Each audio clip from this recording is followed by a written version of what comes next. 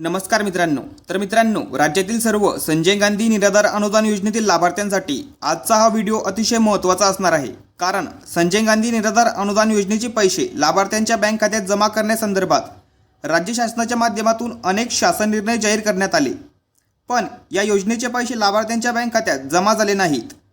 तर याआधी अनेक व्हिडिओच्या माध्यमातून मी तुम्हाला सांगितलेलं आहे की संजय गांधी निराधार अनुदान योजनेचे पैसे का जमा होत नाहीत, त्याचबरोबर या योजनेचे पैसे किती हप्ते जमा झालेत आणि राहिलेले हप्ते जमा व्हावे म्हणून तुम्हाला काय करावं लागेल।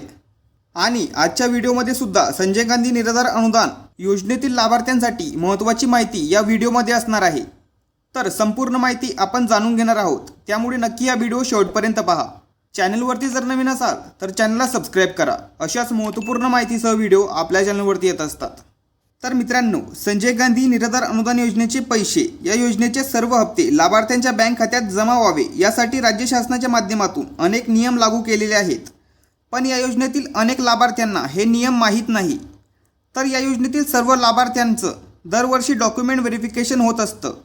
त्यासाठी तुम्हाला दरवर्षी हयातीचा दाखला जमा करावा लागतो, पण हा हयातीचा दाखला कसा असावा, कोणत्या फॉर्मॅटमध्ये असावा आणि हा हयातीचा दाखला कोणत्या महिन्यामध्ये आणि कुठे जमा करावा लागतो, तर ही सर्व माहिती या योजनेतील अनेक लाभार्थ्यांना माहीत नसते।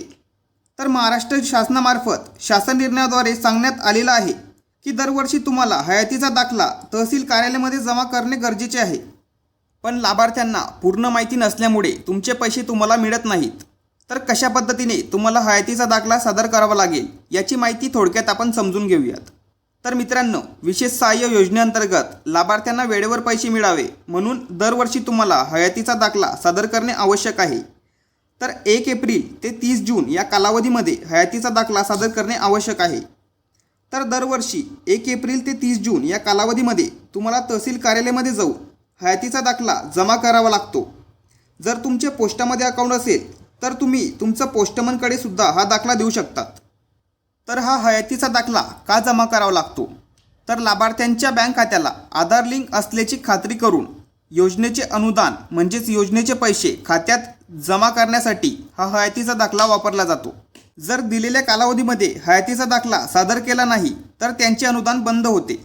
म्हणून दरवर्षी 1 एप्रिल ते 30 जून या कालावधीमध्ये हयातीचा दाखला सादर करणे आवश्यक आहे। तर मी 3 प्रकारचे हयातीच्या दाखल्याचे फॉर्मॅट तुम्हाला दाखवणार आहे। या 3 प्रकारचे फॉर्मॅट प्रत्येक ठिकाणी चालतात, म्हणजेच प्रत्येक तालुक्यामध्ये, महाराष्ट्रातील प्रत्येक जिल्ह्यामध्ये हे फॉर्मॅट चालतात।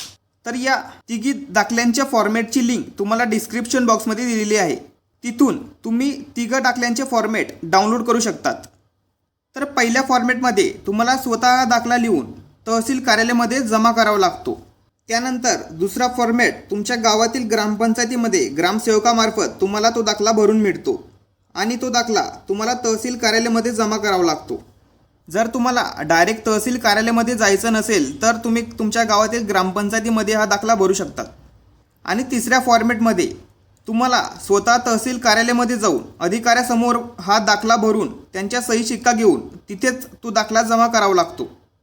तर अशा प्रकारे तुम्ही तिन्ही हयातीचे दाखले वापरू शकतात।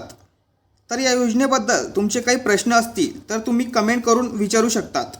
महत्त्वपूर्ण हा व्हिडिओ सर्वांना शेअर करा आणि चॅनलवरती जर नवीन असाल तर चॅनलला सबस्क्राइब करा। अशाच महत्त्वपूर्ण माहितीसह व्हिडिओ आपल्या चॅनलवरती येत असतात।